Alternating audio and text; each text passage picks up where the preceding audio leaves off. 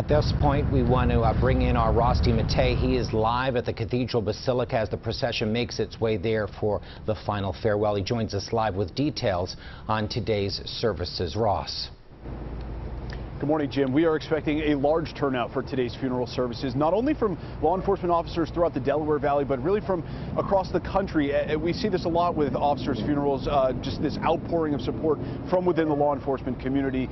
In fact, just within the last few minutes, I would say, New Jersey state troopers have started arriving. We also saw two large transportation buses dropping off more law enforcement officers in front of the Basilica of St. Peter and Paul. And now we have another procession now making its way, I would imagine, carrying even more officers. We have two temple buses here, followed by even more transportation buses behind them. They're, of course, being led by a police procession as well. So, yeah, activity is really picking up along the Ben Franklin Parkway.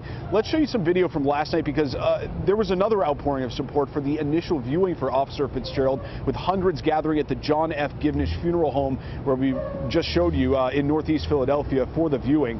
At sunset, Officer Fitzgerald's widow and family arrived by police escort, and by nightfall, the line of mourners was wrapped around Academy Road, with many people having to wait hours to pay their respects. Fitzgerald, to remind you, was killed at 18th Street and Montgomery Avenue in North Philadelphia on Saturday night, just off of Temple's campus. Investigators say he was trying to stop a robbery at the time when he was shot by 18-year-old Miles Pfeiffer.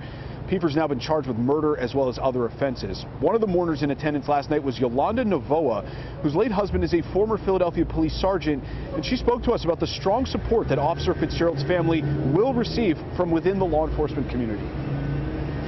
They stick together and they support each other, and it's a strong family. You know, it's not enough to bring her husband back, but it's support along the way.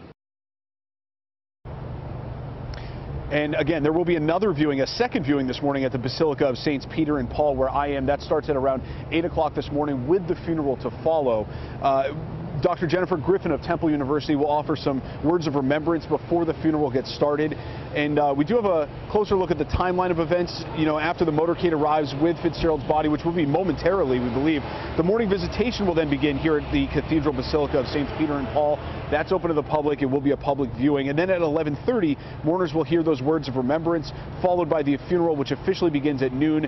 Governor Josh Shapiro is expected to deliver the eulogy at the funeral. Back out here live, I believe we have Chopper 3 flying overhead of this procession. It's a long procession, a lot of law enforcement officers, buses carrying those officers here to the Cathedral of Saints, Basilica Cathedral of Saints Peter and Paul. If we can just show over here to the right, Mike, the line of vehicles making their way down the Ben Franklin Parkway. It's extensive. Like I mentioned, just I would say at least a dozen law enforcement vehicles carrying officers from throughout the Delaware Valley to take part in the events of today, to pay their respects to Officer Fitzgerald. It's incredible. We're just getting started here.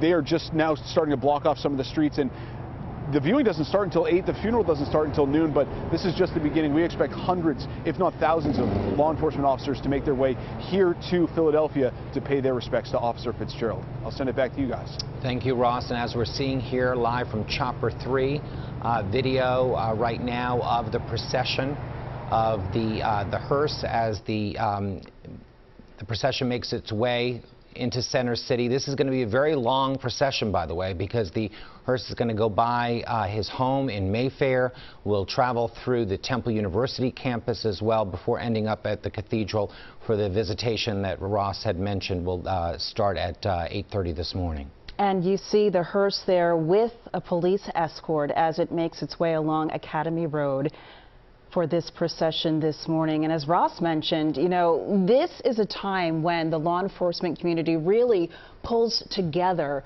when they're mourning one of their own, especially when it's an officer who was killed in the line of duty. And we are expecting police from all across the region, across the country, to be in Philadelphia to pay their respects to Officer Fitzgerald. And they do that because they know that that's the call that they don't want their family to ever get. Yeah. My father, you know, served in the police department in New York City for over 25 years, and once you heard of a police officer being shot, immediately, you know, didn't depend on what district you were in, what area of the city. Everyone came through, and then people would show up from other parts of the country as well to support. It is a brotherhood and a sisterhood.